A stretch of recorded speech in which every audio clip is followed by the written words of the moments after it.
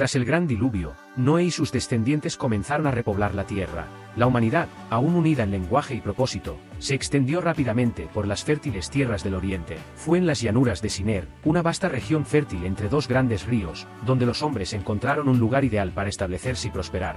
Estos pueblos, con el tiempo, comenzaron a imaginar una obra colosal, una ciudad que no solo los mantendría unidos, sino que sería un símbolo de su poder y grandeza. Construyamos una torre que llegue hasta el cielo, dijeron entre ellos. El objetivo no era solo tener un lugar de residencia, sino erigir un monumento que los hiciera inmortales en la memoria de la historia. Querían, con esta obra, asegurarse de que nunca serían olvidados, de que su legado sería eterno. Esta ambición, aunque parecía noble, escondía en su corazón un deseo de autonomía, de independencia de Dios. Querían ser como dioses, construyendo su propio camino al cielo, buscando su grandeza en lugar de la gloria divina.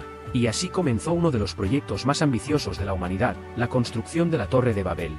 Los hombres de aquella época habían desarrollado una nueva técnica de construcción. En lugar de utilizar piedra, hicieron ladrillos de barro cocido y los unieron con asfalto, lo que les permitió construir más rápido y con mayor precisión. Durante meses, tal vez años, trabajaron con dedicación.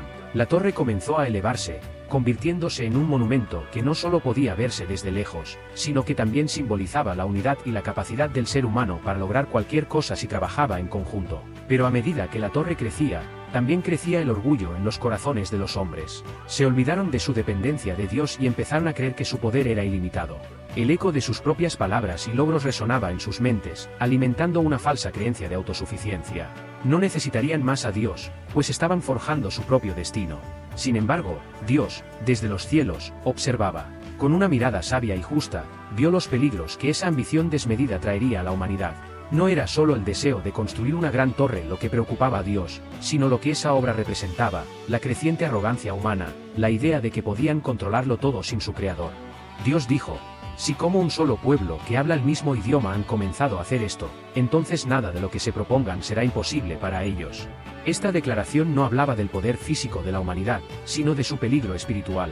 Si continuaban por ese camino, serían consumidos por el orgullo, alejándose cada vez más de Dios, hasta el punto de perder su esencia y propósito. Entonces, Dios decidió actuar. En su sabiduría, no destruyó la torre ni envió un castigo físico, sino que hizo algo mucho más profundo y significativo: confundió su lenguaje. En un solo instante, los que antes trabajaban codo a codo ya no podían entenderse entre sí. Las órdenes y los planes se perdieron en un mar de palabras incomprensibles. Imaginen la escena: el caos se apoderó de la ciudad.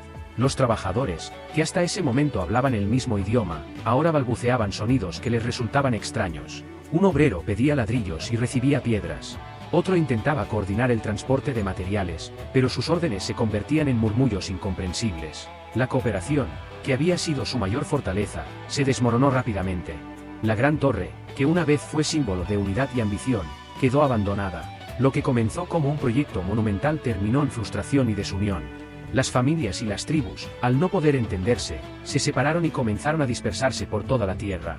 La ciudad, antes llena de actividad, pronto quedó vacía, y con el tiempo, el nombre Babel se convirtió en sinónimo de confusión. Pero la historia de la Torre de Babel no es solo sobre la confusión de lenguas o la interrupción de una obra física. Es una historia de las consecuencias del orgullo humano. La torre, más que una construcción de ladrillos, representaba la tentación de la humanidad de buscar su propio camino, ignorando su relación con Dios. Al igual que Adán y Eva en el jardín del Edén, quienes buscaron el conocimiento sin la guía de Dios, los constructores de Babel intentaron alcanzar el cielo por su cuenta, sin entender que solo en humildad y obediencia pueden los hombres acercarse a lo divino. Después de Babel, los pueblos de la tierra se separaron en diferentes naciones y culturas, cada una con su propio idioma. Pero, aunque las lenguas variaron, la historia de la Torre de Babel quedó como una advertencia para todas las generaciones. La ambición sin humildad lleva a la división, y los intentos de desafiar el orden divino, sin reconocer la soberanía de Dios, terminan en fracaso.